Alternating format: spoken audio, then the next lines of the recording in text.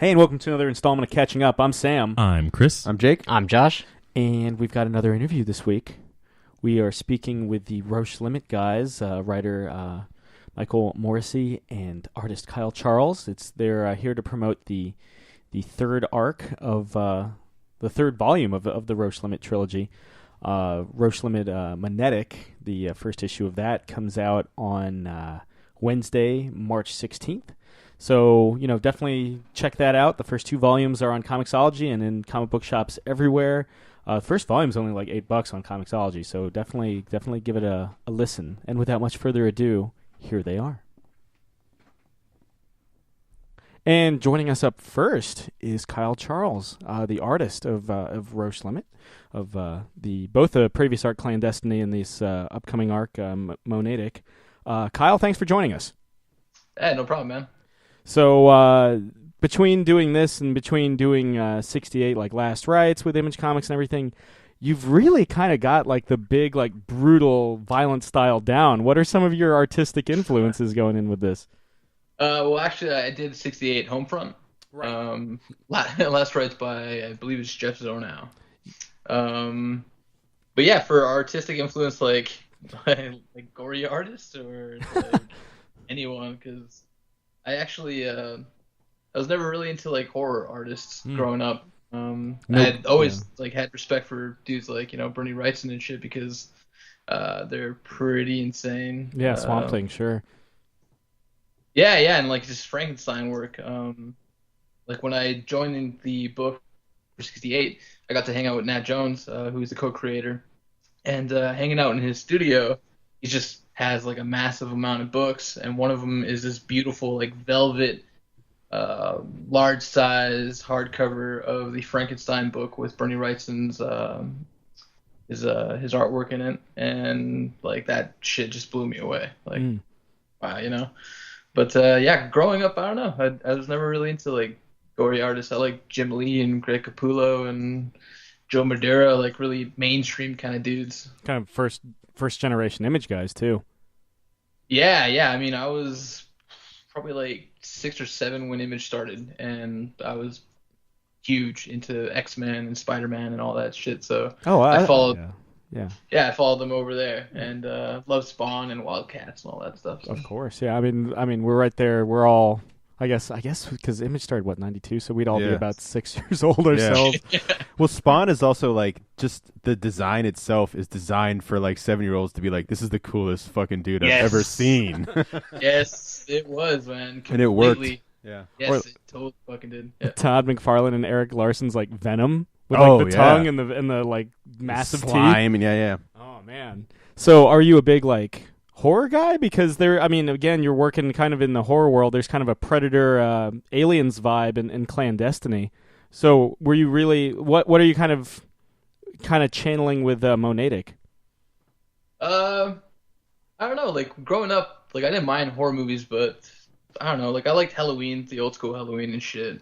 Mm-hmm. As a kid, like I definitely loved Aliens. Like holy fuck, who didn't, right? Oh yeah, yeah. Predator. I loved all those movies as a kid, but I wasn't like really heavily influenced by them or anything. I liked what they were, but as far as like drawing, it never really.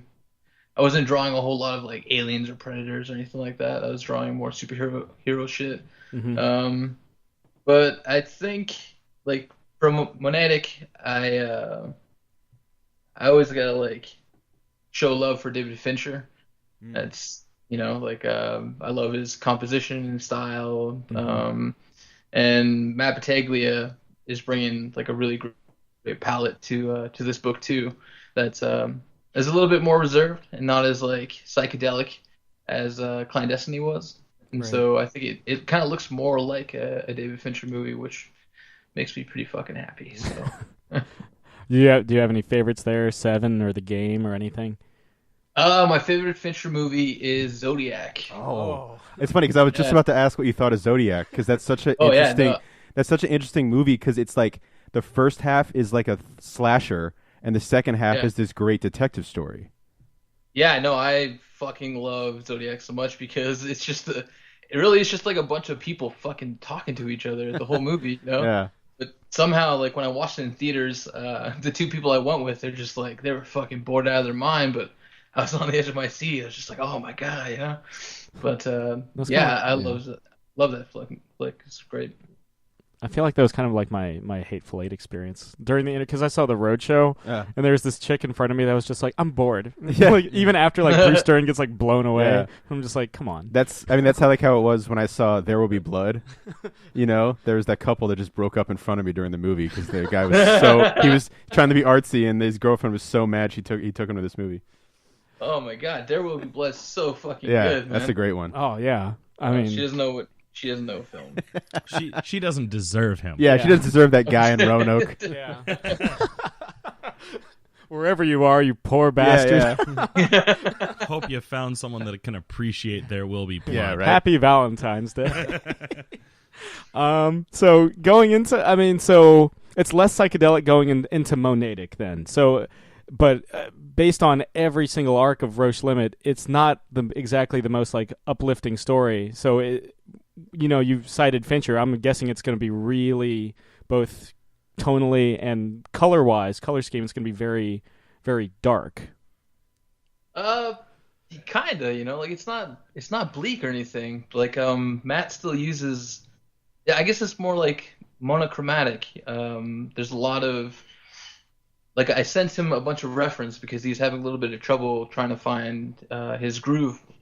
And I just sent him a bunch of 100 Bullets art and said, like, this coloring is brilliant. And if you could kind of just, I don't know, not mimic it, but let it kind of guide you, that would be super duper because I love Trish's work on that book. It's so fucking good. Right on, man. Now, you're, you jumped on the Clandestiny, so there was, of course, the entire arc before. How did you kind of meet up with Michael and everything and get into the Roche Limit world? I forced my way on, and I shoved Vic off. Take that, Vic.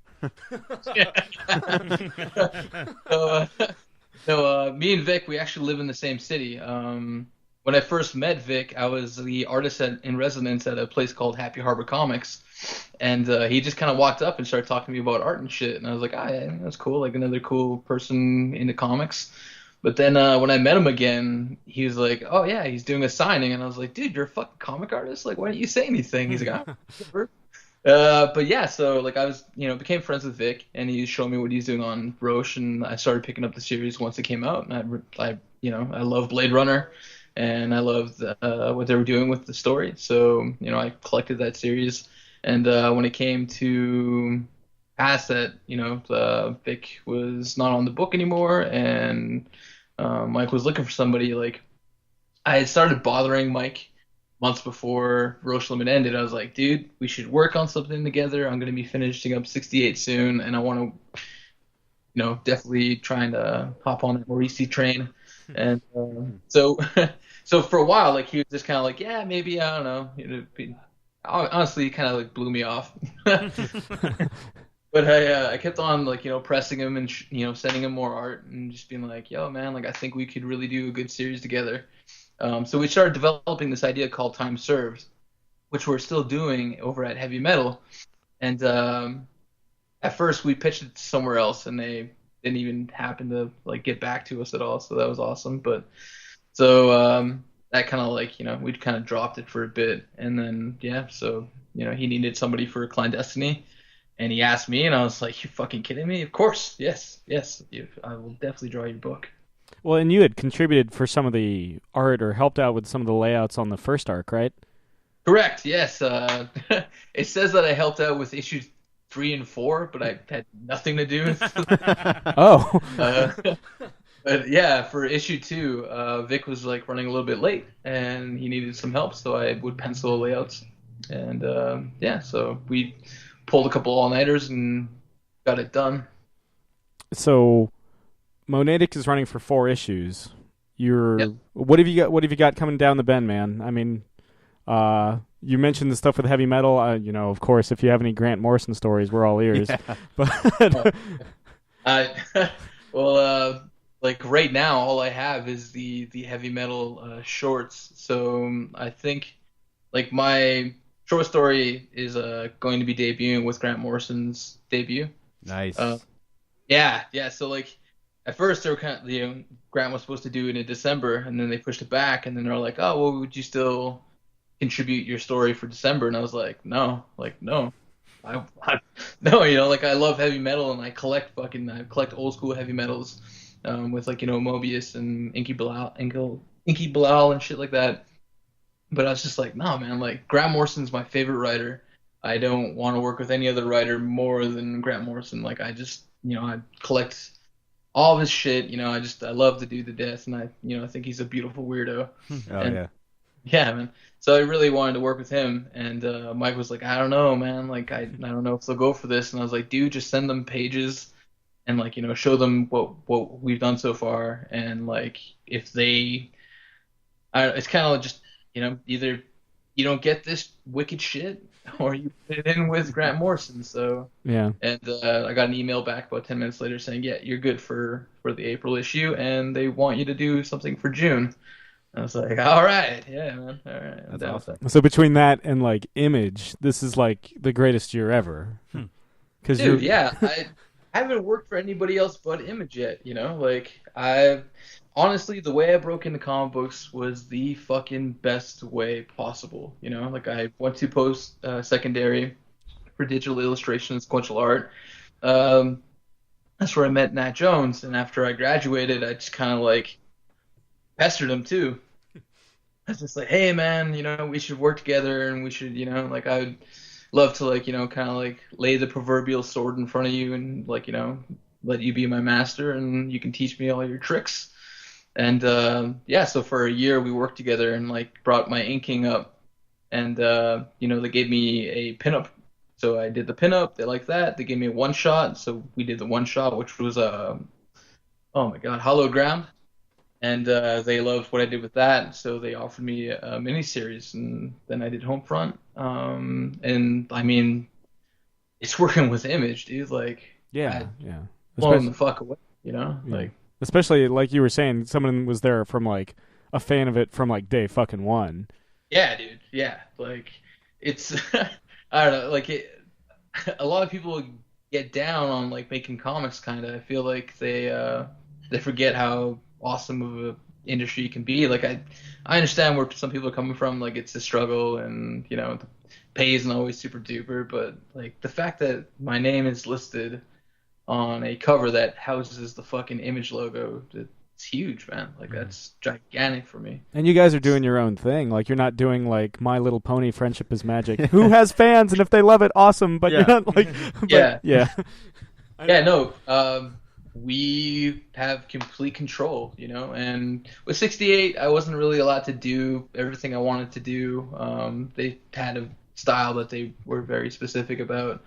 But once I got on the Roche Limit, man, I mean, Mike was just kind of like, go nuts, like I trust your artistic vision, and just make it fucking cool. So I'm like dreading the day when I gotta work with an editor.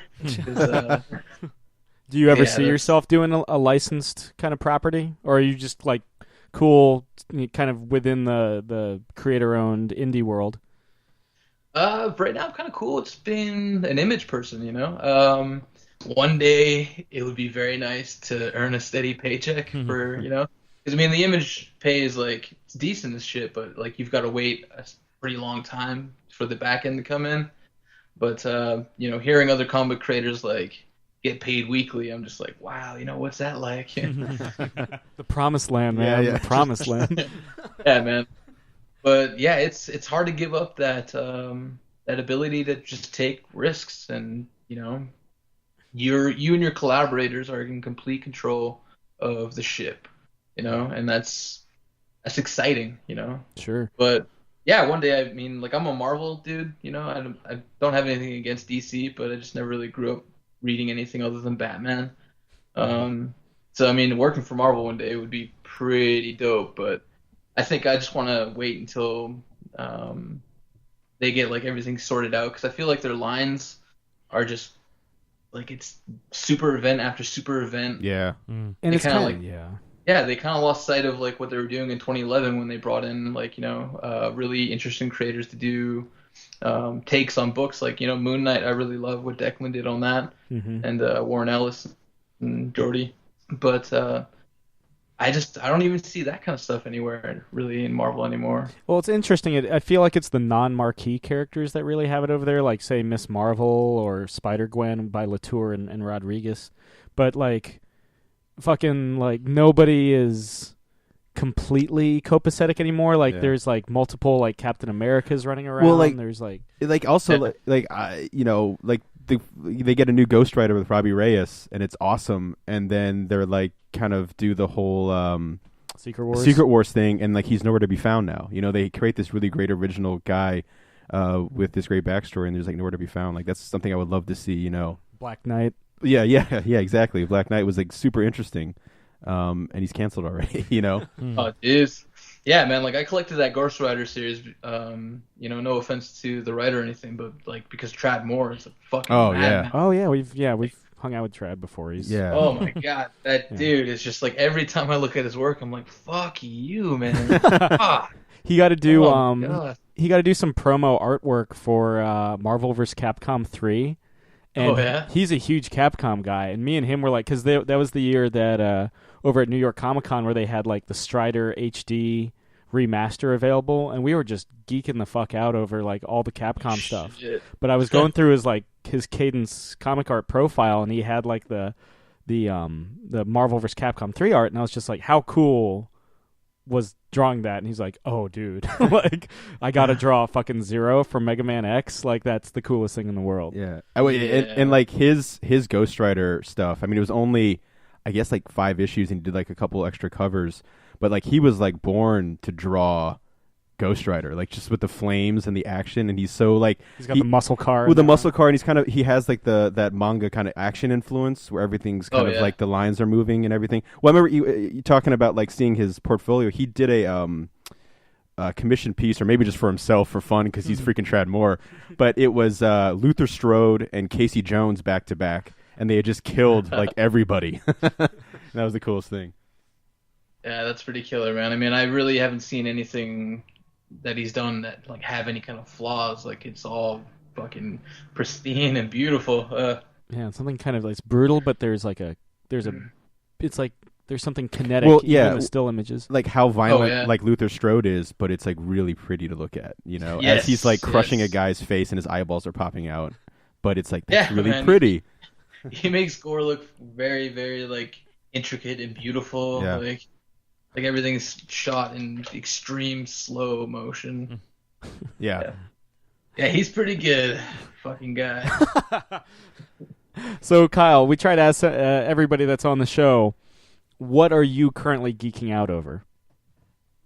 Oh, jeez, man, I don't know. Like, one of these days we'll like prepare them for that question, because a lot of guests that we have on are like, oh man, I don't even know what I'm geeking out over. Yeah, just check your Netflix history, guys. Yeah. Yeah, I don't know. This past couple months, I stopped collecting comics and playing vids, and I've been really like geeking out over music lately. My current roommate is like a music, like, I don't know, like an audiophile. He's got thousands and thousands and thousands of songs and bands that are just amazing. And so whenever he plays something, I'm just like, who the fuck is this, man? Like, this is amazing. So yeah, it's been really like kind of upping my knowledge on that. Anything really like leap out? Any like genres or any musical acts? Yeah, like he's into like a lot of different kind of metal, and which is like, I'm not big on metal, like my favorite band is Deftones, but like they're kind of like a pseudo metal. They've got this kind of really new metal. I would not say that. That's a bad word. Yeah, that's a dirty word. Did I cross a line? Yeah. Filthy. Korn is new metal. I've seen Korn live. Yeah. I'll cop up to that. I've seen Korn, but I've also seen System of a Down, and that was fucking awesome. Yeah. Yeah, like I always like, I didn't mind System, but I always like Deftones because I think they paint a picture with atmosphere really well. But lately, like I've been listening to more hip hop too. So like the new Kendrick Lamar album, I've been spinning a lot. I've actually been geeking out over vinyl. Yeah. more recently. I've been buying a lot of that, and it's like artists like Julia Holter. I don't know if you guys have ever heard of her. No, what is she? Is she hip hop? No, she's kind of like a alternative, folksy, weird, like movie kind of music. She's got this album called Loud City Sounds that is kind of, to me, it plays out like a soundtrack. You know, it's very like moody and kind of minimalistic.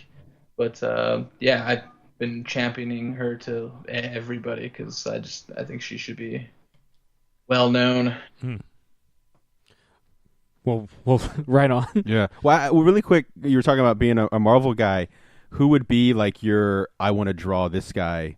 Daredevil. Daredevil. Yeah, because it's funny because I was looking at your DeviantArt page and you had this great Daredevil picture, and I was like, I bet it's gonna be Daredevil. Yeah. Did you watch the trailer for season 2 today? Oh, of course. Yeah. Yes.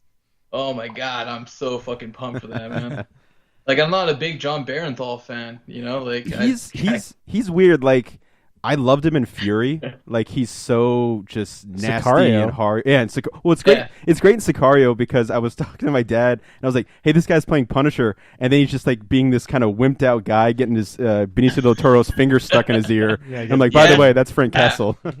Yeah, dude, I just watched Sicario yesterday for the first time, and that fucking blew my mind. I love that movie. Yeah, that's one of the best of the year for me, definitely. Yeah, that was the soundtrack is phenomenal too. Like, it sounds like The Shining, man. Like, you know, like it's very minimal and just kind of a haunting fucking soundtrack. Well, it kind of reminds me of like Reznor's soundtrack for like Gone Girl. Yeah, there's always that kind of like presence that makes you tense, just dread. Yeah, you know when they're that's true. When they're riding into is it Juarez? Yes, they're driving into Juarez for that awesome fucking convoy scene.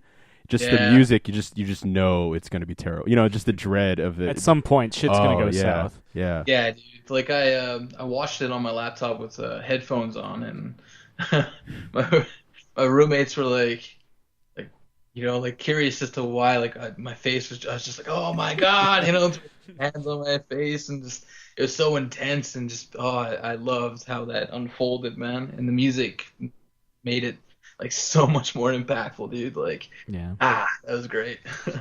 I was so bummed that it didn't get the Best Picture nod. I know. I thought for sure, or at least Benicio for supporting actor, because that guy's a stud. They announced he's got cast in Star Wars Episode 8, which is awesome. Today. Yeah, man. Hey, that's fucked up that it didn't get, you know, as much love as it should have. I don't know if Roger Deakins got nominated for it. He did. He did. Deakins got some love, but I think the big problem was it premiered the same week, at least the same wide release as The Martian. Best comedy. Yeah. And everybody fucking dug The Martian. I mean, it's a great movie. Yeah.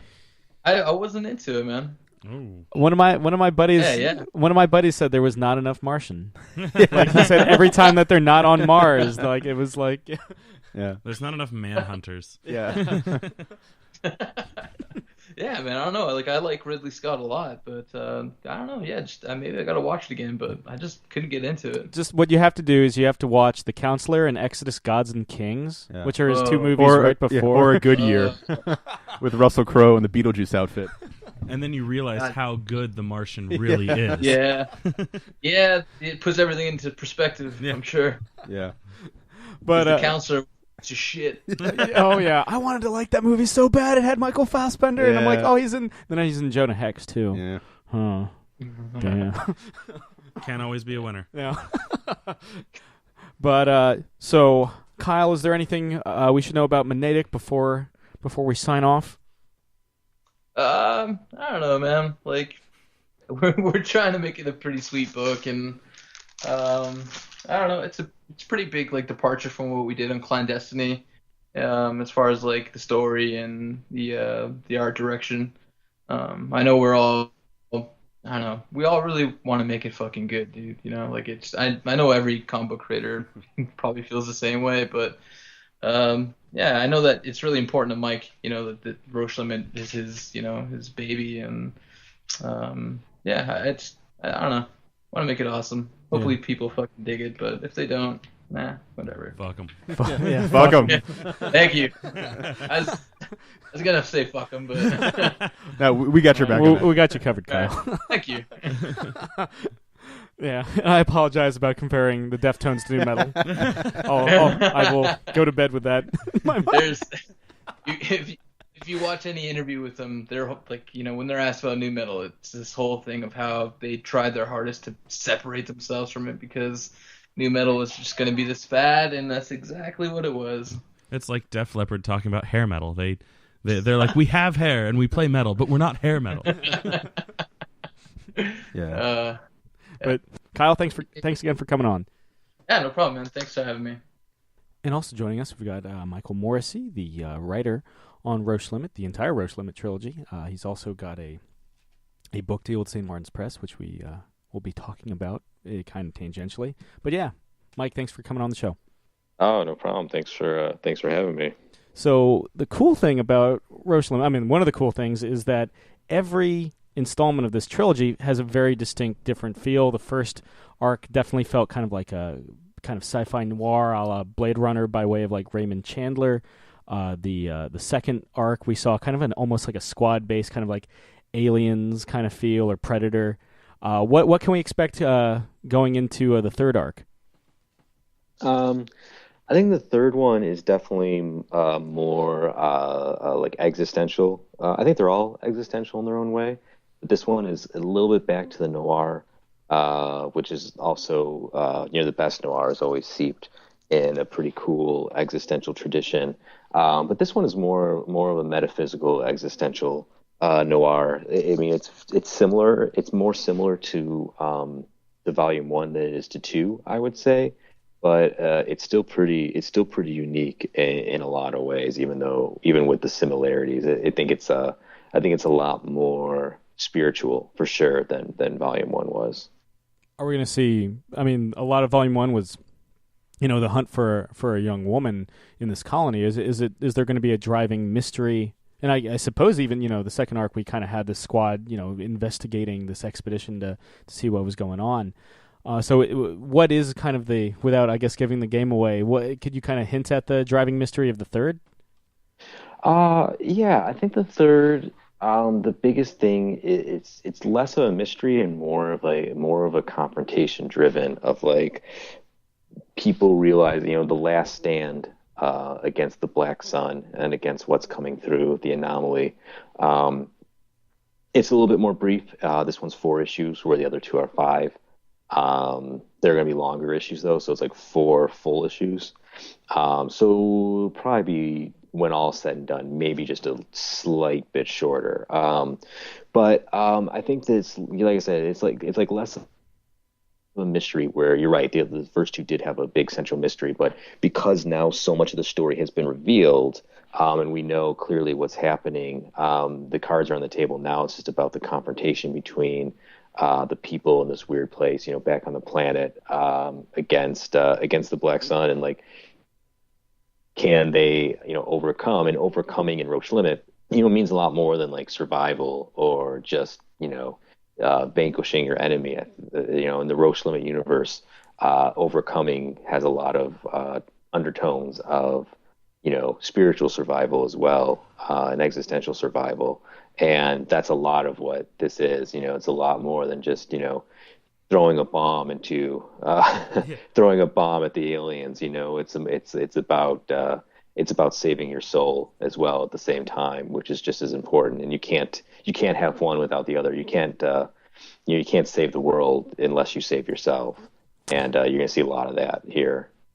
Well, what were some of your, as someone that's written all 3 installments, what are some of your influences? I'm kind of getting like shades of Lovecraft for the idea of these guys just kind of like faced by the inexplicable and going mad. But yeah, what were some of your influences moving forward?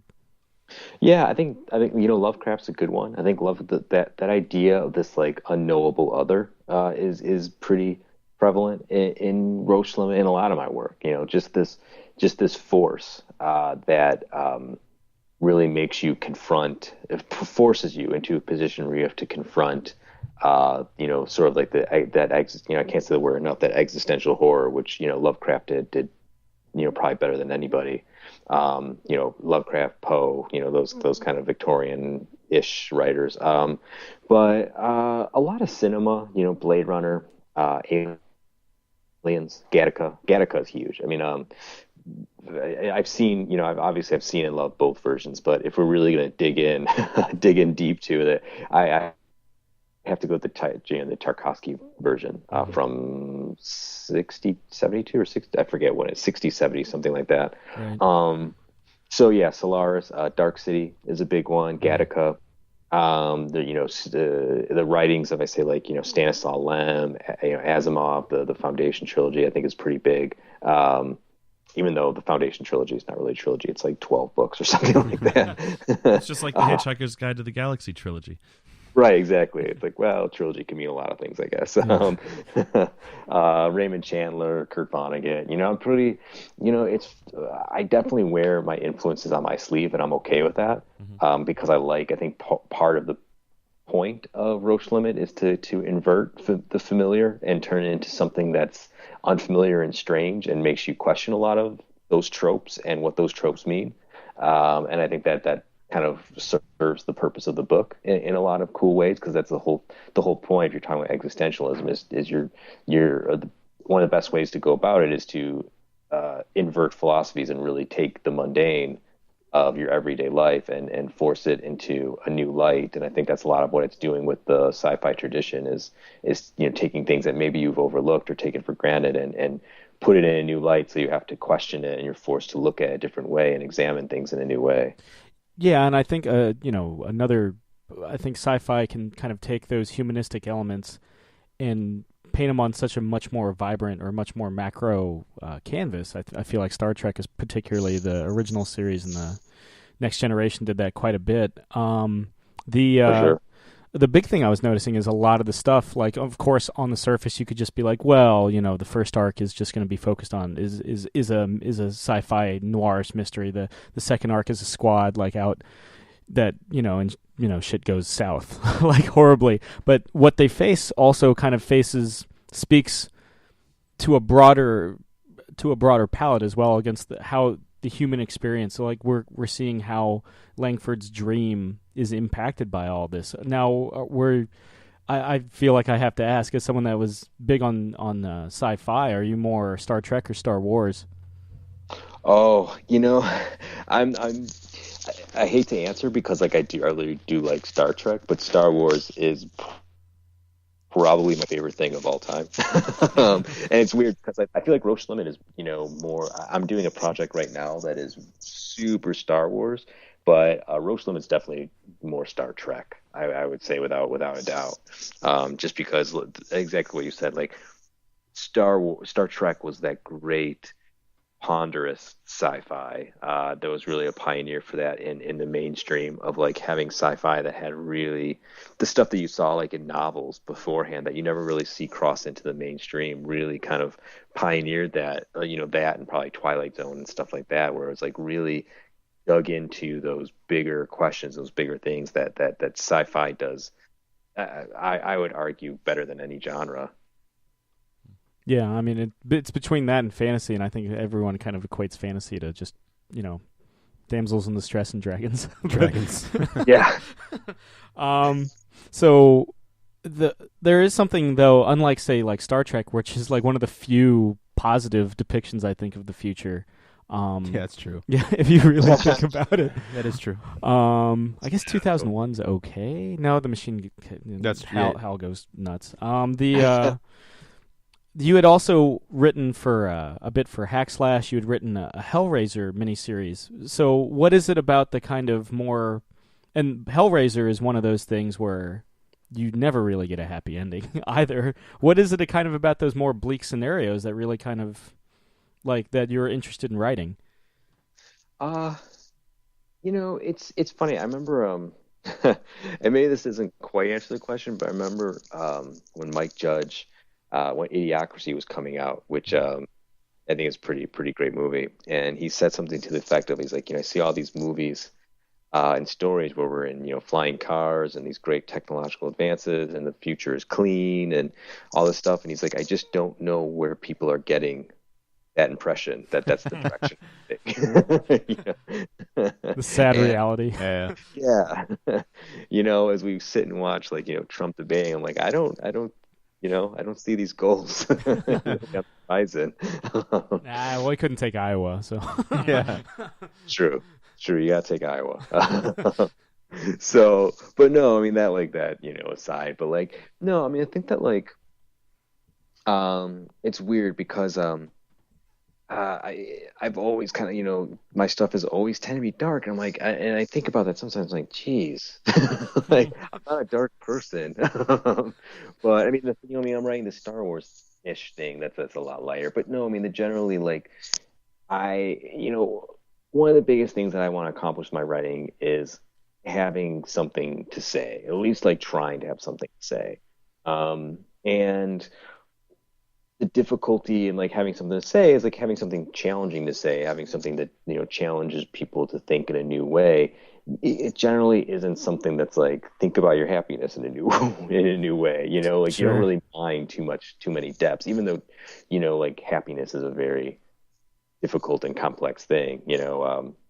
I was watching that. I've been watching, or I finished the Netflix series BoJack Horseman, the 2 seasons, which I think is brilliant. Oh yeah.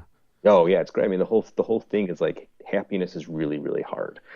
Well, and you look at that show. I mean, if we're talking existential crises, I mean, like it starts out and you're like, oh, this is just a dumb show where there's like penguin men and like the main character is like Will Arnett as a horse, and then like especially in like season 2, he goes through like this like midlife, not just a midlife crisis, but like a perfect storm, and I think that caught a lot of people off guard.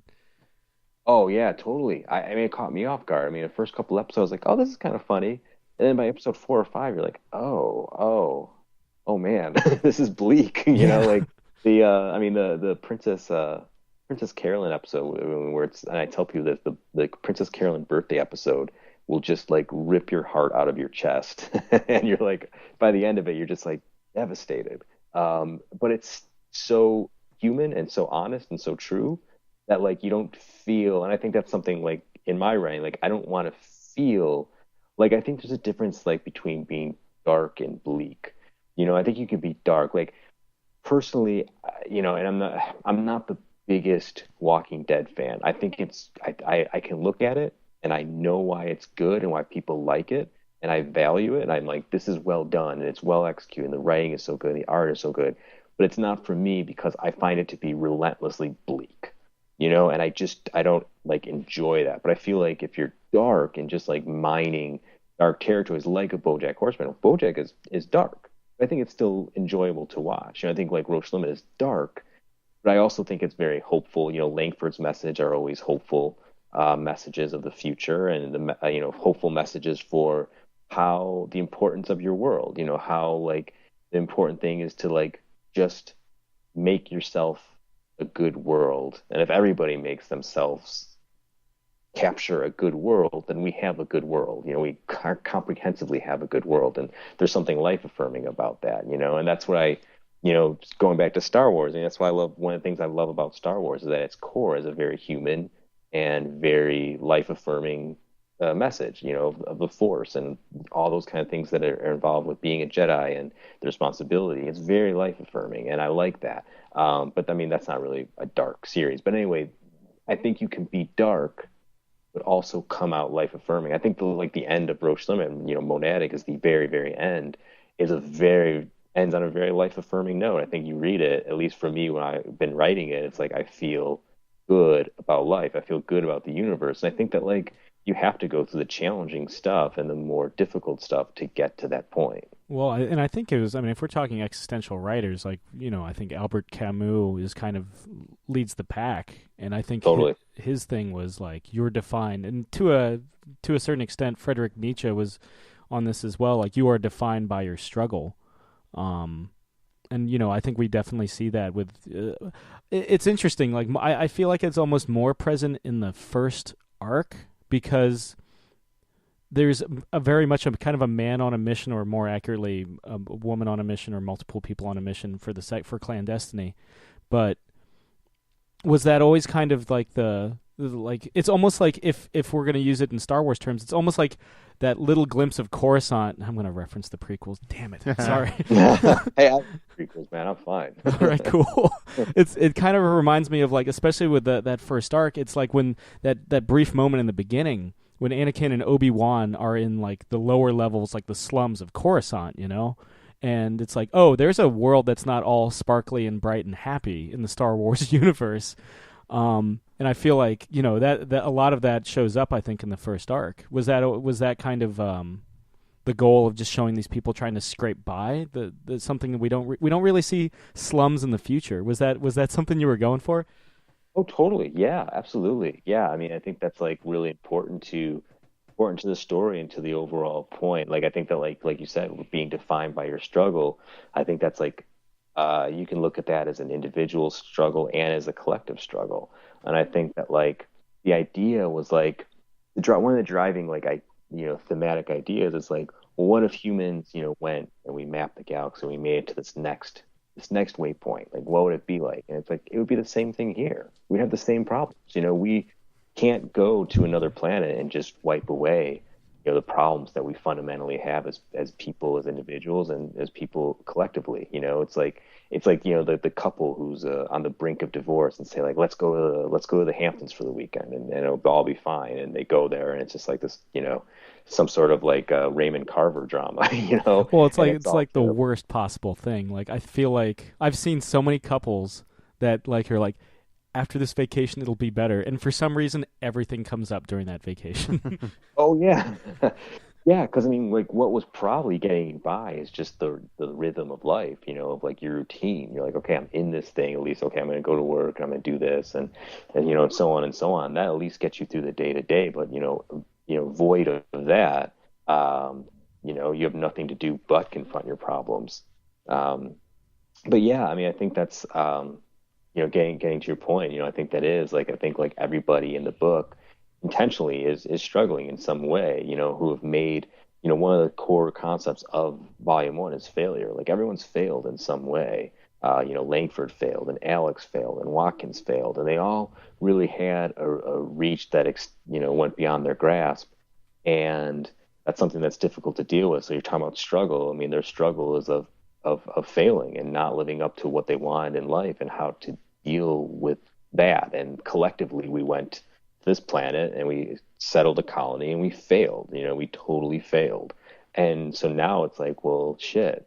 Well, now what? What do we do? And that's one of the big things. Like, okay, well, once I don't think you're really going to find like BoJack. You're never really going to find yourself in an existential crisis or an existential solution when things are going well, because you have no reason to. You have really no reason to really look for that. So you have to like put characters through that struggle.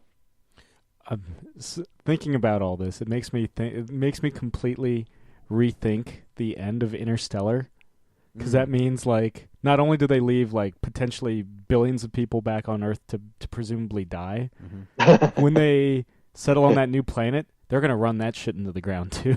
Yeah. Right. Meet the new boss, same as the old boss. Yeah, totally. I know.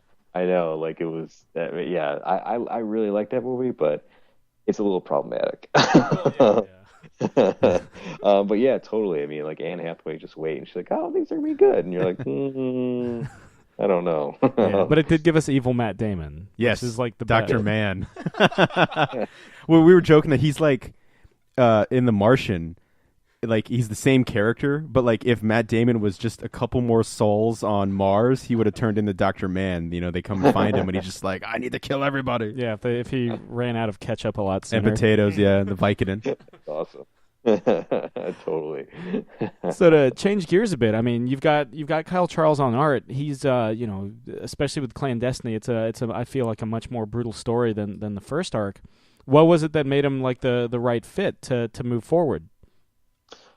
I think exactly as you described. I mean, Kyle he's got a good blend of like, he's very kinetic and he's very kind of punk and he's very kind of dirty, but he also can capture really, really human and beautiful moments. Like, I think of like the first issue of Clandestiny, where Sasha's watching the video and you see her face turn, and she starts to cry, and she's these emotion and like scenes he captured between Sasha and Elvis that are really tender, and he can do that as well. And he can also do the kinetic.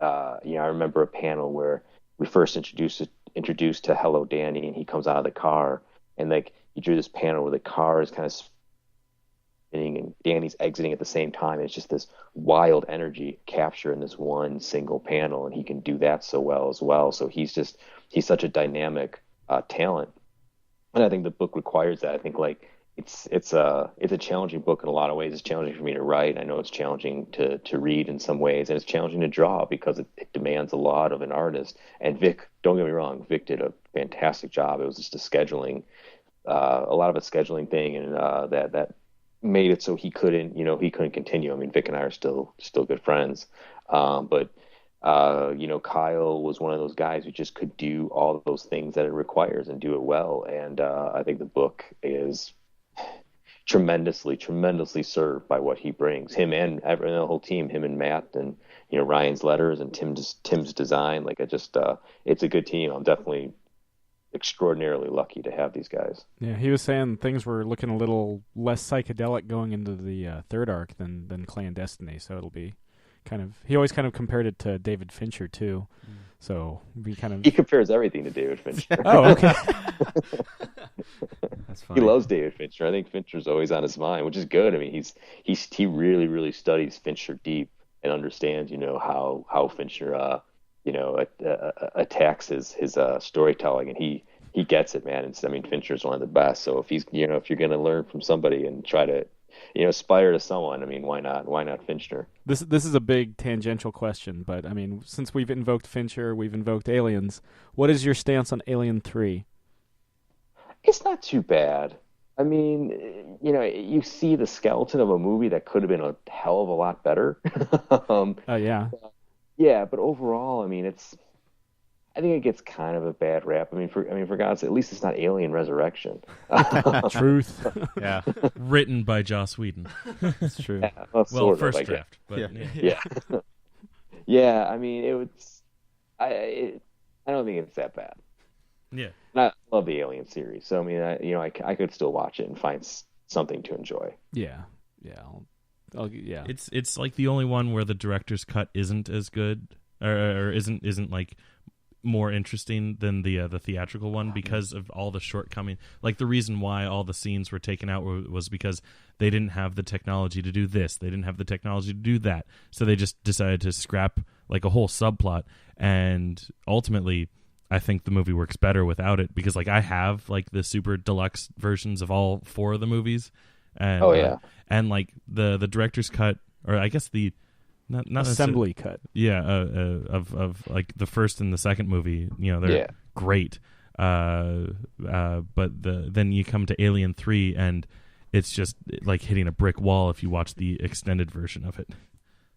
Yeah, I mean, it's one of those movies that like the story around it is like almost as fascinating, probably more fascinating than the movie itself, because like everything that went on before and during and I don't know, maybe even after that movie was made. So I love those kind of Hollywood stories. I love, I mean, like one of my favorite movies is Blade Runner, and while the movie there's nothing more interesting than Blade Runner, but like it's fascinating all the stuff that went on behind the scenes and like how it got created. It's just like a lightning in a bottle thing with that thing. But all those documentaries, I like, like Alien, like I have like the deluxe 12 DVD, I don't know. But like there's so much that went on and it's fascinating. With Blade Runner, which cut is your favorite cut? Or do you have a favorite cut? Since there's 5 to choose from. Yeah. I know, right? The director's work print. No. Probably, definitely not the theatrical. The work print's okay. Oh gosh, is the work print the one with the voiceover? No, the domestic theatrical and the international theatrical are the ones with the voiceover. Yes, right. Those are not. I remember the first time I saw that, and I didn't know there was going to be a voiceover. I was like, okay, I'm going to watch this for voiceover, and I was just like almost startled when like Ridley Scott didn't know either. Yeah, I'm a big enthusiast with Laserdiscs, and I have the Criterion Collection Laserdisc of of Blade Runner, and I was like, oh, this is so cool. It's Criterion. It's going to be amazing. And I pop it in, and it's the international theatrical version of it. Like, there's nothing really special about it. And that voiceover kicks in, and I'm like, fuck this movie. That's still, I memean, that combines basically some of my two favorite, movies things. I mean, I collect Criterion movies and Blade, and having that Blu-ray. I don't have a Blu-ray player, but that's got to be incredible. Oh yeah. That's a nice thing for the collection. Yeah, definitely. Speaking of movies, we do like a lot of commentaries for fun, and when we were picking some, I picked a bunch of like pulp movies to do, and one of them that we did was Dick Tracy. And I was reading your Tumblr before we did the interview, and I was reading about that pitch you had for Dick Tracy. Oh yeah. And I thought I was blown away because like you were saying, it's the idea of kind of the Casino Royale treatment, but not making it gritty to be gritty or an overhaul for overhaul's sake, but trying to use kind of that modern, what modern comics have to offer and tell that story. Because I think Dick Tracy is a character that would be so interesting to have in in comics nowadays, and it's a bummer that it didn't happen. But I was wondering if you had anything else to kind of share about Dick Tracy. Was it just a character you really enjoyed, or was it just kind of like, hey, I really want to pitch this idea? Yeah, well, I do love Dick Tracy. It falls into a cool, that cool kind of pulpy crime wheelhouse that I enjoy so much. Yeah. And I think I've written stuff like that, and one of the editors at the publisher, who I probably shouldn't name, they're like, "Hey, we're gonna bring Dick Tracy back. Do you want to pitch?" So I was, they kind of figured it'd be something I'd be into. So I was like, "Yeah," I was like, "I'd love to." So I jumped on it, and it turns out, I think talk about interesting stories behind the scenes like that. The Dick Tracy rights are, from what I understand, are just a total mess. Yeah. Like of who has it, who can anybody do anything with it. From my understanding, like I think Warren Beatty has a piece of the rights, the film company, the estate. Like I think it's just a total mess. Yeah. So getting anything off the ground is, I think the publisher had a window, and to no fault of, I highly doubt, from my understanding, to no fault of their own, it just didn't work out. I don't think they were able to do it, and just because it's such a mess, which is a shame, because like even if I weren't doing it, I would still really be into seeing Dick Tracy. I mean, it's almost like too obvious that that it hasn't happened. So I mean, it's a shame, but hopefully one day it does happen. Yeah, I mean, reading your pitch, like I said, it's on his Mike's Tumblr page, but yeah, it got me really excited because he is, there is this kind of resurgence in pulp characters in comics lately with like Dynamite did Masks 1 and 2, which was a huge hit, bringing all those characters together. And yeah, one of the big things missing that I wish we could see would be, kind of Dick Tracy showing up, because he's kind of like, one of the granddaddies of them all. You got the Shadow, you got the Green Hornet, and all those kind of guys. But yeah, I really hope. And yeah, I feel like Warren Beatty has been kind of sitting on it since like 91. He still wants to make another one. Yeah, and it's like, well, then make another one, dude. You know what I mean? Like, because that first Dick, I guess the only real Dick Tracy movie, kind of like, launched that whole idea of the comic book, the pastel colors and the very much the sets and the Hollywood pieces and stuff like that, and kind of really ahead of its time. And totally. Birth, the Rocketeer and the Phantom, all that kind of stuff. But I really hope it'd be great if you could do it, somewhere down the line. I know that's not entirely up to you, and because of the way the rights are. But yeah, I mean, it was really interesting pitch, and something I hope that somewhere down the line happens, because I would love to see more Dick Tracy in the world. Yeah, no, I would too. I mean, and thanks. Yeah, I mean, it's weird. It's a weird case because the movie was successful. And it was good. Yeah. I mean, like you said, it was ahead of its time. It wasn't perfect, but it was a successful movie. And then nothing happened. It just kind of ended right there. It's funny because I remember once I dressed up as Dick Tracy, like when that movie came out for Halloween, and seeing like parents' faces when they open the door and this little like 7-year-old kid is dressed up as Dick Tracy. They're like, "My grandfather likes Dick Tracy. What are you doing?" That's awesome. See, it's got that crossover appeal. Exactly, right? Yeah. Like I said, these characters have this built, like the pulp genre and kind of how these characters are created and built have this built-in likability that I feel like if it gets a big enough platform or stage for people to read or see it, it's this really great untapped source. And those old, even the old Dick Tracy serials or Green Hornet serials or the Spider even, like they have a charm to it because that early 30s, 40s, the cap guns and the guys on wires. But watching it now, it does have a charm to it. So I feel like if they could just get that push, they don't need to make a $250 million Lone Ranger movie. They can just get it. If they get it out there, I think people will react to it positively. I agree. It's like, God forbid Hollywood makes a mid-budget, movie, which you can do. You can make a $40 million, Spider movie, or probably wouldn't start with the Spider, but he's maybe like third phase 3 of the pulp universe. He's the Netflix original. Totally. Yeah, the Netflix original. You bring the Spider because he just like kills people and has no problem with it. He's pretty violent. Yeah, maybe start with the Shadow. Oh, dude, I mean, imagine like a shared universe pulp. I mean, they all have like that 30s vibe, Like I said, Mask is really cool. For me, like The Rocketeer is one of my favorite things ever, and that was great because, Dave Stevens writing it in the 80s and really falling in love with that 30s kind of pinup style. Yeah, I would love to see, a shared, because everything's shared universes, but yeah, everything kind of set in the 30s, getting the Green Hornet in Chicago and, all that kind of stuff. It'd be fantastic. That'd be awesome. Not Seth Rogen, probably. Yeah. Sorry, Seth. Maybe not Seth Rogen. Yeah, maybe not. Something we ask everybody that comes on the show, Mike, is what are you currently geeking out over? God, Star Wars still. Yeah, still in the afterglow. I've been full throttle for like 6 weeks. Still playing at my movie theater. Yeah. Oh yeah. I just saw it last week for the 4th time. Nice. Yeah, I've been reading the novels. I mean, part of part of it because I love it. There's a small part I'm like gearing up.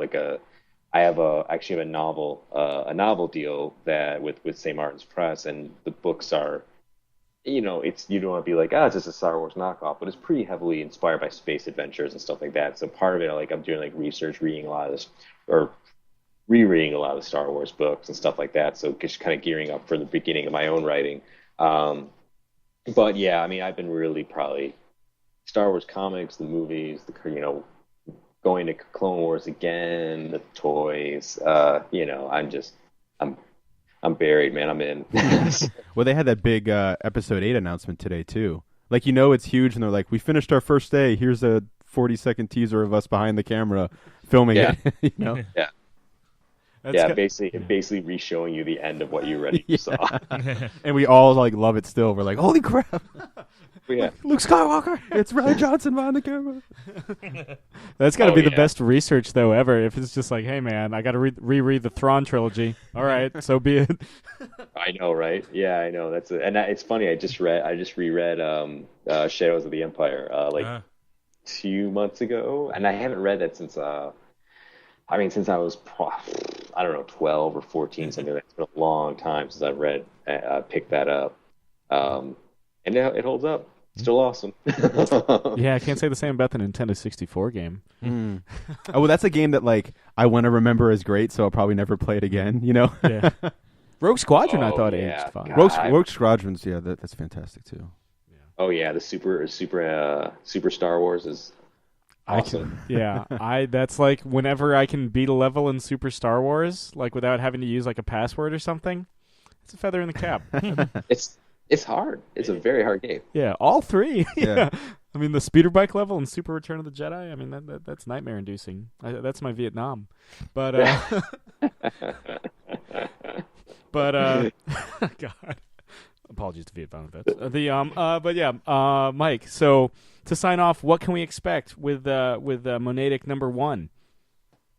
#1? I think it's one of the, to be honest, we really... we're really going deep into what's already established. I think it's I obviously it would behoove me to say it's a great jumping on point. It's not a great jumping on point. It's not. We're really deep into the universe. There's 4 more issues left, so I think that people who've been reading it are really going to be satisfied. But like I think it's surprising like the angle we take. And it took me a really long time to figure out how to do this on a story level.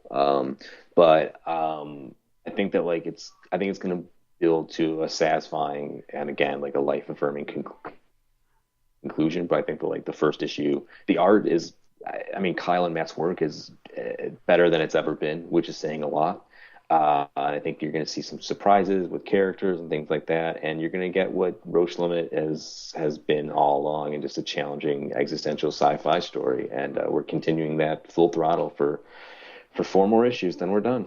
Is it kind of bittersweet now that you're like finally wrapping up, the trilogy that was always there? Yeah. Oh yeah. I mean, I'm finishing. I'm a little. I mean, so Kyle's in the middle of issue 2 right now, and I'm finishing 3. And it's a little bit sad, I mean, I think this is the, it's funny. I was doing a print, typing out an interview earlier.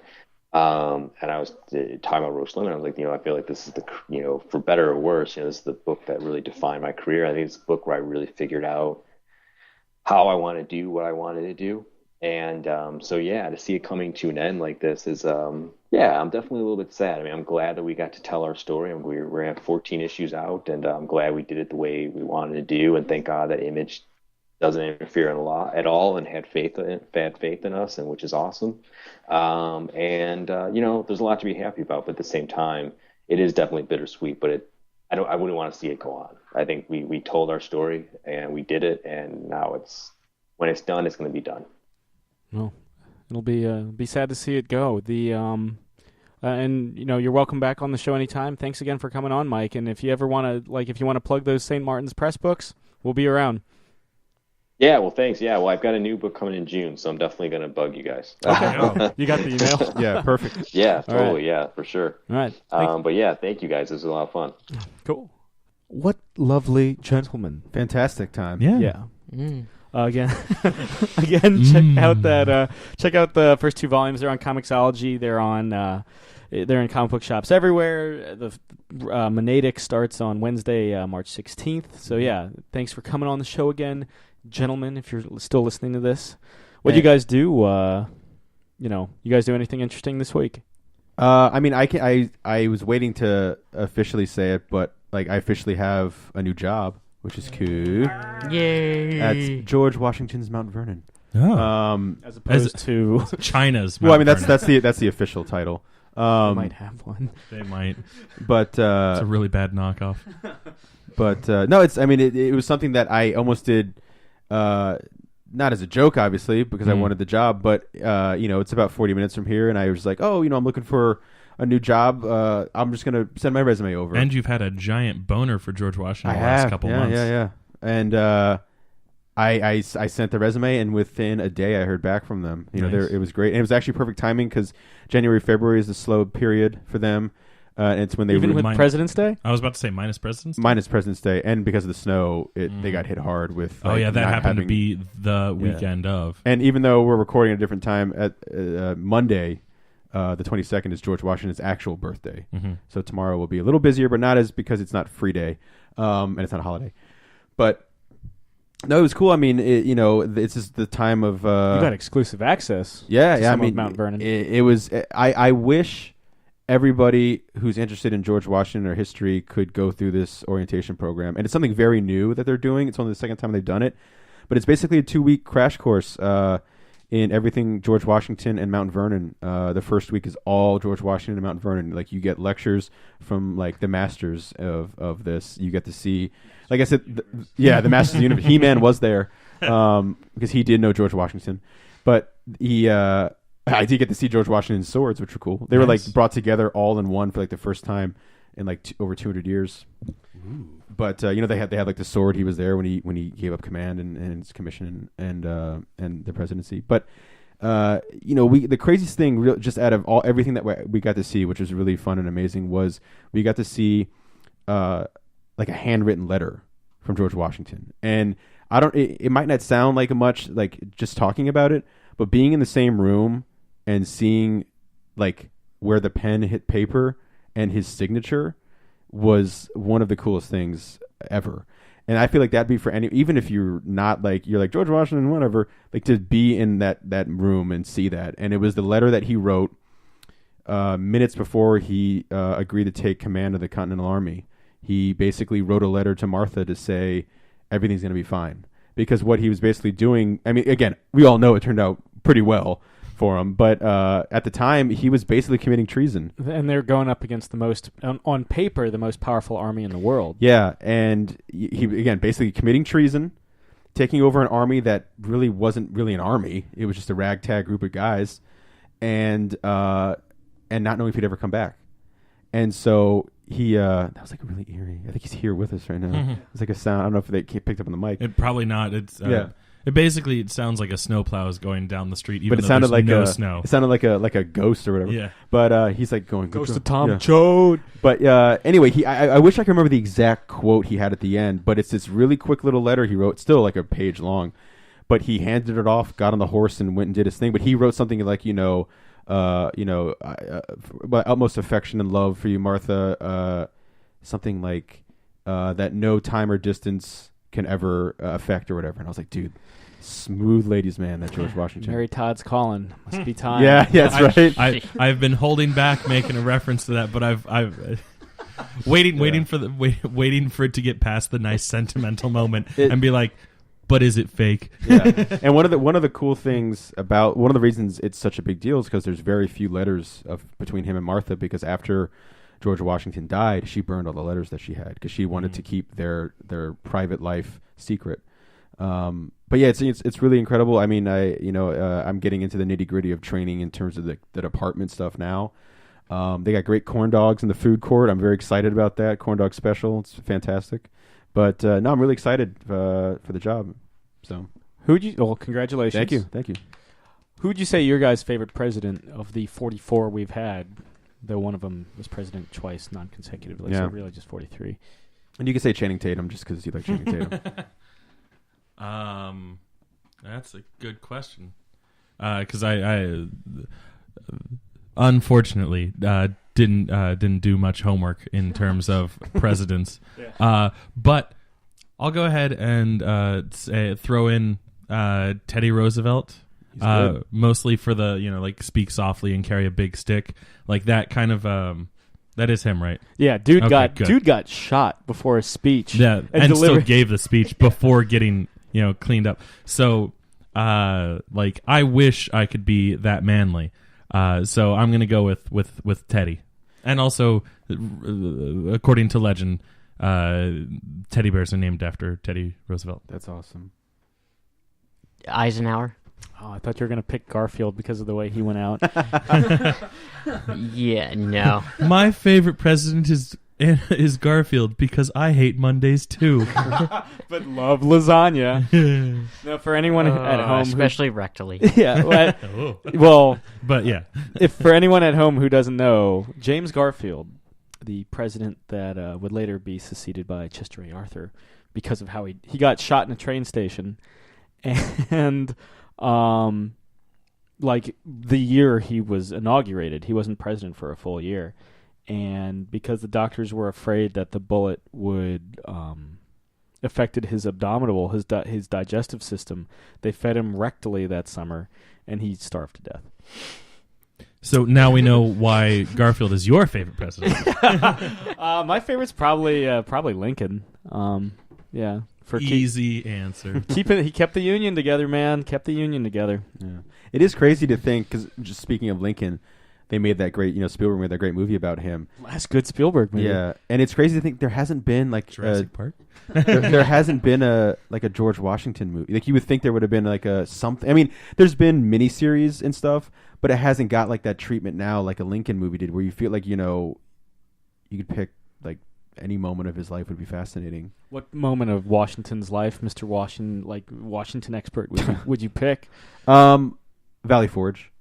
Because so he's not even president. No, because I mean the president stuff would be fascinating, by itself. But I think the Valley Forge stuff would be fascinating because that was like, that was like a low point of of just them freezing and starving to death and him having to keep them together. And my favorite, this is long before ever applying for Mount Vernon, but there's this, I went to Valley Forge Military College, blah, blah, blah. And my grandfather, who served in the Army for like almost 40 years, was a general. He has a very strong connection with co-wrote a book with Tom Clancy. Yeah, he's very strong connection with General Washington. And for Christmas one year, we bought each other. He bought a much nicer, bigger print of it, but we both bought each other the Prayer at Valley Forge painting, which is like my favorite George Washington anything. And they got a lot of that's everywhere at Mount Vernon, which is great. But anyway, I think that kind of like sums up Washington perfectly.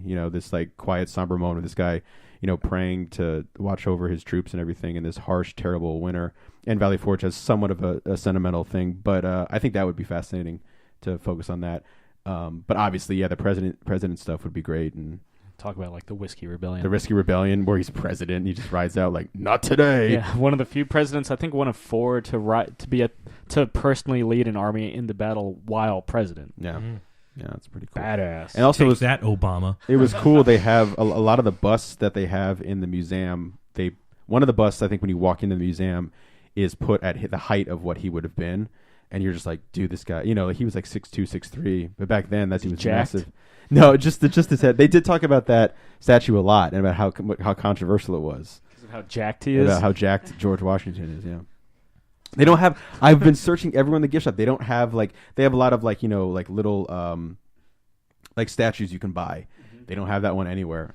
For everyone who doesn't know what I'm referencing, there is a statue of George Washington in the American History Museum through the Smithsonian Institute here in D.C. And the sculptor made him jacked. And he also made his feet enormous, so you know what that means. Yep.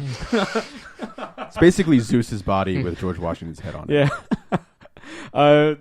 Chris, Josh, you guys got anything this week? I've been working a lot this week, so I haven't really gotten to geek out on anything. Although I did recently start rewatching The League for the fourth or fifth time, so that's been going great. Have you have you seen the end of it already and everything? Okay, yeah, because I wait for it from Netflix. So I was watching, I think, the last two seasons live on FFX or FXX. FXX, yeah. And then after work a couple days ago, I hung out and watched the new Coen Brothers movie, Hail Caesar. Oh.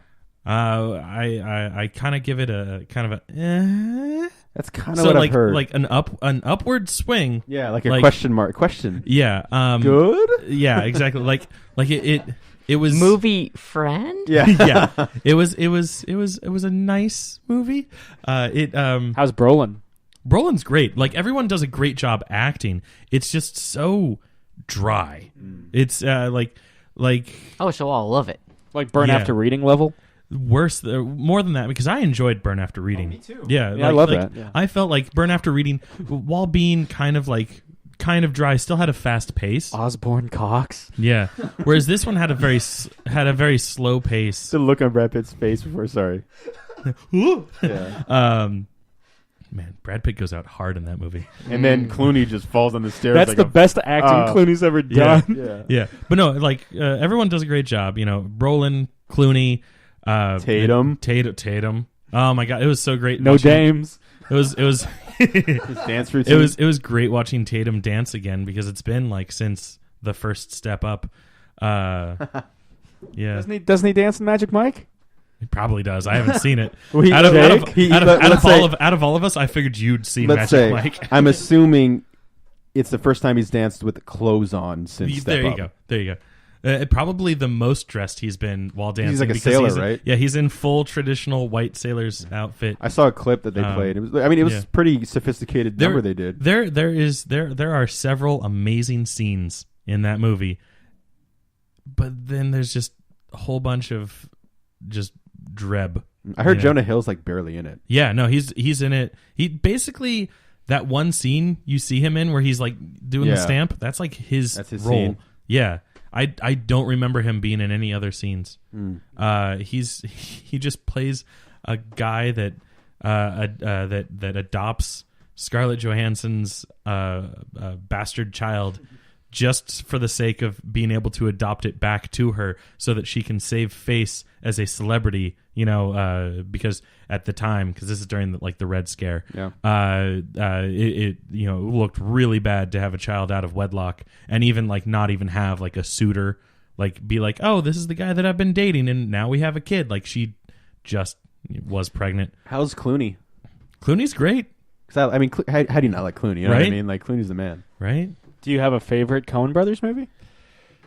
Until you ask that. Now it's just... Gentlemen, do you have favorite Coen Brothers movies while he thinks? No Country for Old Men. Burn After Reading. Yeah, I think I might just have to go with Burn After Reading because I did legitimately love that movie. As much as I love Nicolas Cage, it's not Raising Arizona. Yeah. It's a great movie. I am still kicking myself for not having seen Raising Arizona.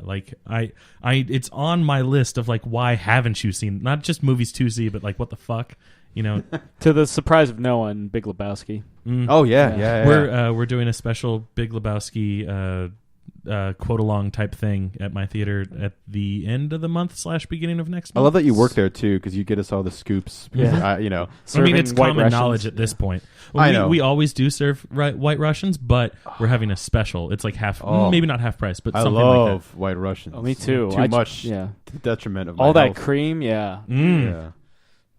Hey Jude will never be the same for me because of all those White Russians. Well, it was really honestly, it was Josh buying the Four Horsemen. Yeah. Well, the I don't know what you're talking about. The multiple White Russians didn't help. Did you do anything?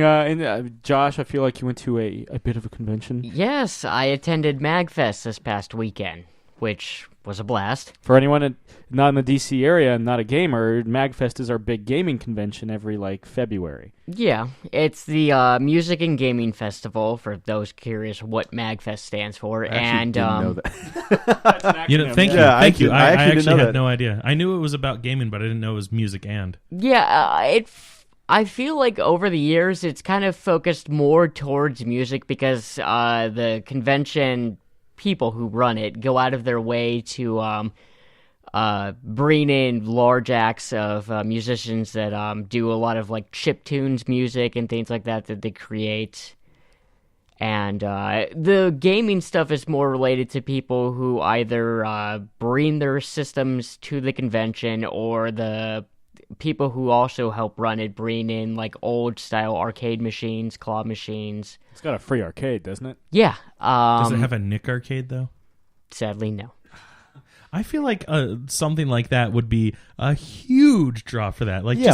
Come on, let's revive Nick Arcade. Right? All this 90s nostalgia? Perfect. The closest thing they have to Nick Arcade there would be this bridge simulator, which, as far as I know, every year since at least MagFest, I want to say 9. You just get a whole bunch of old ladies around a table and play bridge? Well, no, it's kind of like being on the bridge of a starship. Oh. And they have 4 different stations that individual commands during it, and it's sort of runs a simulation of running across an enemy, things like that. Kobayashi Maru, the beginning of Star Trek 2. Yeah, like that. Yeah. Where everybody dies. Spoilers for a 33-year-old movie. Not if Shatner's in charge. True. Yeah, not if you. None of you hack the game. Yeah. Well, that's cool. Speaking of video games, I mean, this week is the 30th anniversary of the original Legend of Zelda. That's why you've been playing so much Zelda. Exactly, yeah. It came out, February 21st, 1986 for the Famicom in Japan. So, I mean, that's my favorite video game series of all time. Over as much as I love Mario, as much as I love Mass Effect, as much as I love... Sonic's cool, but Metroid. I mean, Streets of Rage. I love Streets of Rage. That's my favorite Sega Genesis game, Streets of Rage 2 specifically. But no, over Streets of Rage. Over Final Fantasy, over all that shit. Mega Man. Over Mega Man. That's yeah. Because Mega Man, as much as I love Mega Man, it's the same thing. Have you just been going through beating Zelda games all? Yeah, I've been. Well, I'm posting on Facebook and stuff. Yeah, I might be preparing something. Now, are you going through them in any particular order? Say, one of the convoluted timelines of the series? 3 timelines. Right, but I'm just curious, are you going through, a specific timeline? Release order? No, I'm just, I had never played Minish Cap. He's doing Machete order. Yeah. Minish Cap first. It's like, that doesn't make sense. Wouldn't it be Skyward Sword first? Yes. But the no, I don't know. I was just kind of like, today it was really just me like sitting down on my couch with my Wii U and like, today I'm going to be playing Skyward Sword, or today I'm going to be playing Minish Cap. There really was no reason to rhyme to it. Okay. Yeah, and I've been racing our buddy John. Nondescript John. Quite the feat. No, I've been kicking the shit out of him. Well, then, quite not the feat. quite the feat. Oh, there it is. John can always beat me in Super Mario 64. He is one of those guys that can just pick up any game and just get it. But Ocarina is my shit. Is my like fucking. I will say one of my proudest moments. The only game thing that I've ever like shocked Sam with was Excite Bike. Oh yeah.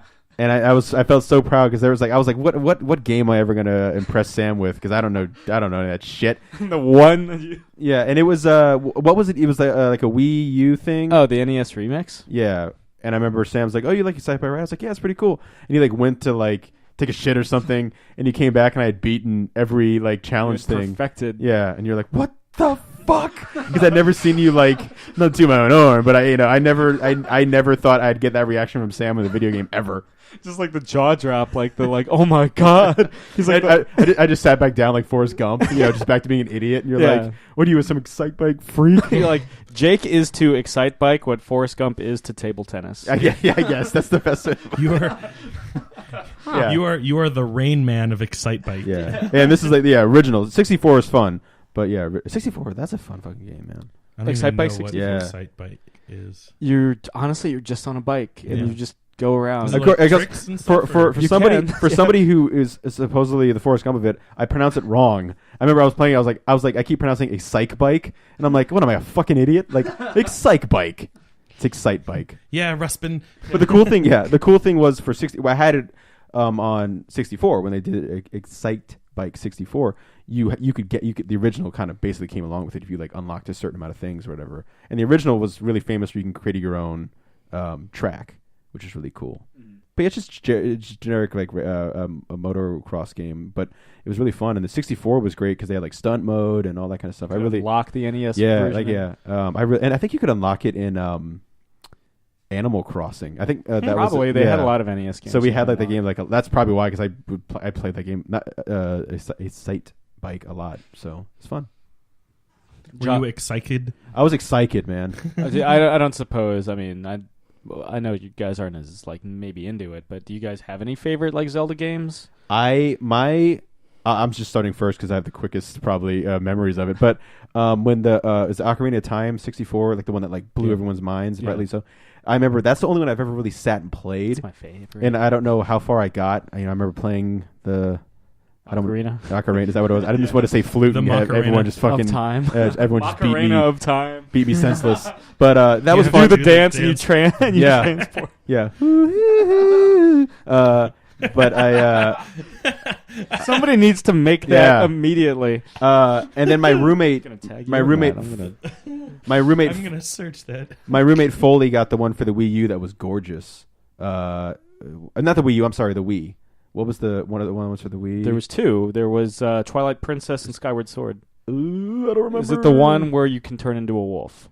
I don't remember. Is it the one where you're riding like a giant bird thing through the sky? Maybe. Either way, it's the looks really pretty one, it's looks probably really pretty. Skyward Sword. It was very bright. It was gorgeous. Gorgeous, bright, colorful. Well, yeah, it was gorgeous. And like a lot of like riding in open areas. And Skyward. It was gorgeous. I remember one time, my only time I ever like helped in a Zelda situation ever is I came back from class. My roommate Foley is like big Zelda fan, like massive, and he's trying to get past like a quicksand part, and he's been doing it for like 30 minutes. I can't get by it because if I jump in, it's gonna kill me. And I'm like, just like double jump over. And he's like, that's not gonna work. And I'm like, just try it.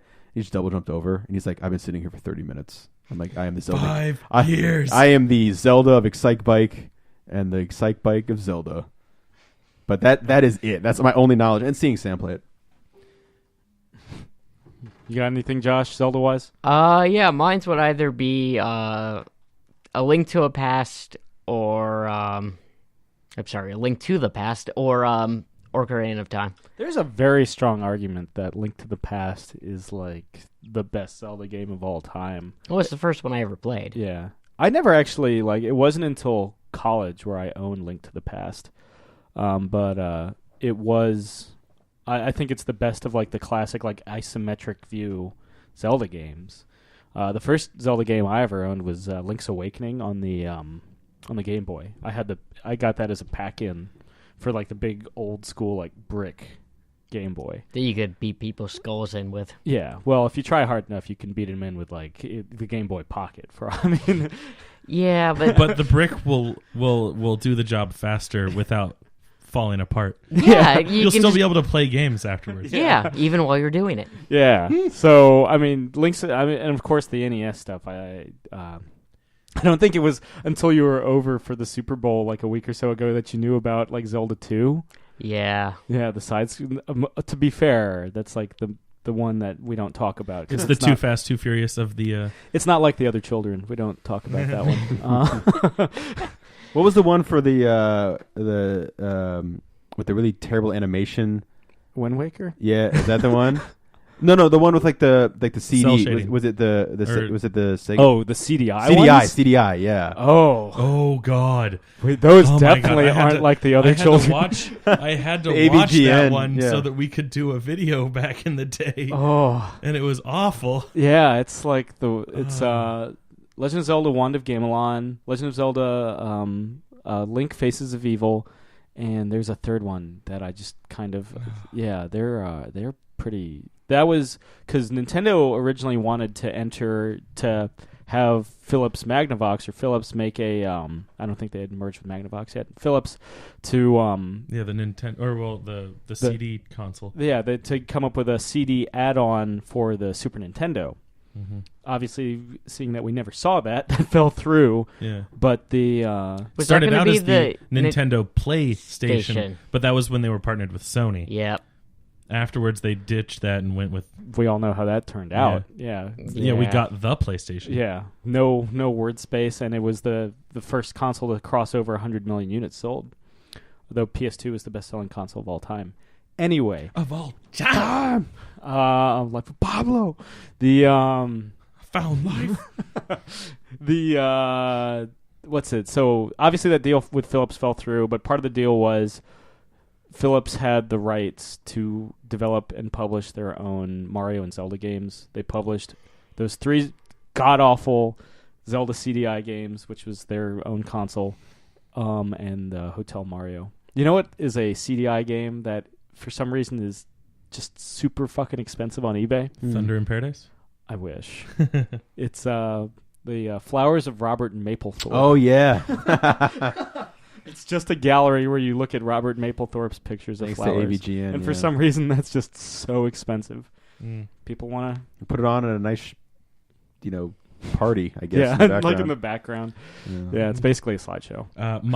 My favorite Zelda game is a pretty easy one. I've never played any Zelda games.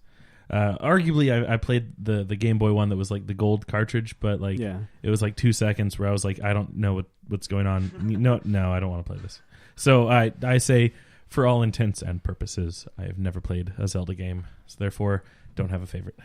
Okay. But I'll go with Ocarina of Time because it has the coolest name. Yeah. It does. It's a pretty sweet name. I'm trying to think if there's a cooler Skyward Sword. No. Twilight Princess, is that a cool name? No. Spirit Tracks? No. Phantom Hourglass? Phantom Hourglass. Anything with the name. You're getting closer with that one. I will say, in terms of anniversaries, it was the 80. Phantom has turned 80. Yay! Been around for 80 years. Billy Zane was excited. Billy Zane posted about it, and Sam Peckinpah would be 91 at the time of this recording, February 21st. I'm staring at Chris as a Beast and bought Bring Me the Head of Alfredo Garcia on Laserdisc. You're welcome. Thank you, sir. But yeah, by the time you listen to this, it's already passed. But drink a beer, smoke a cigar, and reflect on the life and legacy of the man, myth, the legend, Sam Peckinpah. Yeah. And speaking of anniversaries, yes, we have a big one coming up the day that this episode drops, right? Yes. On site? I officially turned 31. Woo! Woo! happy birthday. I can't. Is that? It's a public domain, we're right? allowed to. Yeah, it's we're public allowed domain. to. It's You fair. want to just do it? You want to just sing the song?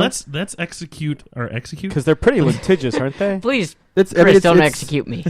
Let us use our God-given right. Okay. Yeah. To sing something that's in the public domain now, finally. Yeah. Well, it should have been in the public domain for like 100 years. Yeah. And then we'll just edit this out if we realize that it's not in the public domain currently. Yeah. But, shall we, gentlemen? Yes. 3, 2, 1. Happy birthday to you. Happy birthday to you. Happy birthday, dear Joshua. Happy birthday to you. And many more. Do the Michael Scott where you do the high harmony at the end. Damn, that beat was sick. Yeah. I think that's today's. It's been another installment of Catching Up. Yeah. I'm Sam. I'm Chris. I'm Jake. I'm Josh. And happy birthday, Josh. And thank you, Michael Moreci and Kyle Charles, for coming on. Yes. Pick up Roche Limit, Monadic #1, March 16th. Thank you very much. Good night, Eric Bana.